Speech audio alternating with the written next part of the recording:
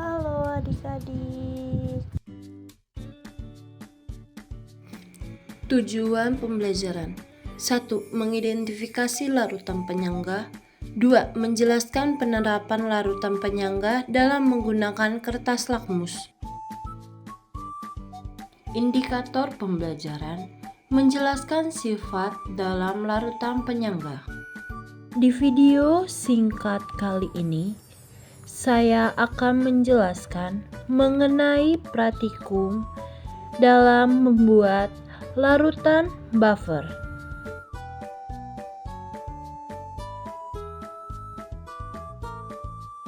Tapi sebelum itu, kita harus tahu mengenai pengertian larutan penyangga atau buffer.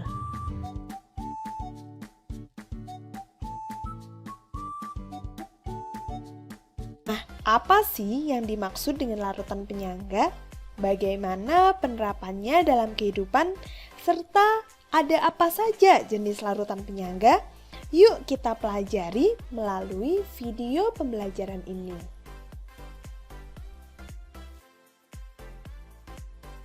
Tahukah kamu bahwa pada tubuh manusia terdapat sistem larutan penyangga yang berfungsi untuk menjaga keseimbangan pH darah kita?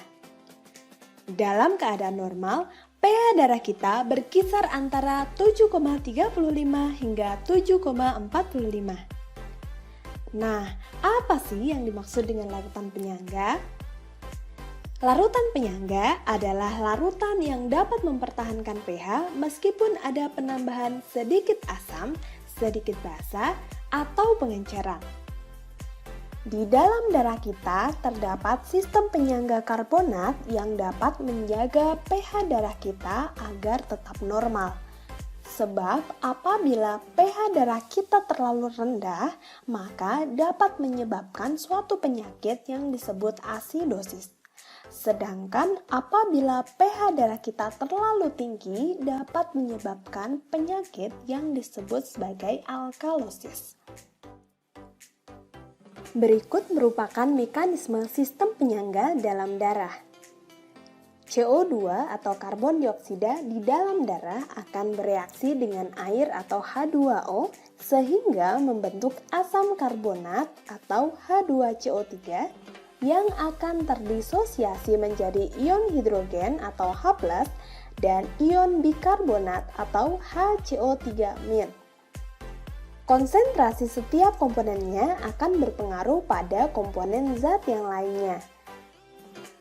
Apabila zat yang bersifat asam masuk ke dalam darah, akan menyebabkan konsentrasi H+ meningkat, sehingga pH darah kita akan menurun. Untuk menjaga penurunan pH yang tidak terlalu besar, maka H2CO3 akan segera terurai membentuk gas CO2 dan H2O. Akibatnya yang terjadi adalah pernafasan berlangsung lebih cepat agar darah dapat membuang CO2 ke dalam paru-paru dengan cepat, sehingga pH dapat kembali normal. Sebaliknya, apabila konsentrasi H+ dalam darah menurun karena ada penambahan basa sehingga menyebabkan kenaikan pH, maka diperlukan CO2 dari paru-paru yang dimasukkan ke dalam darah, sehingga pH akan kembali menjadi normal.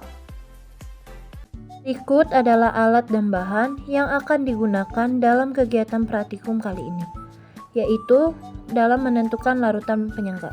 Ekstrak buah naga dengan deterjen dan cuka. Ekstrak buah naga jika dicampurkan ke dalam deterjen dia akan berubah warna, yaitu warna ungu tua atau pekat.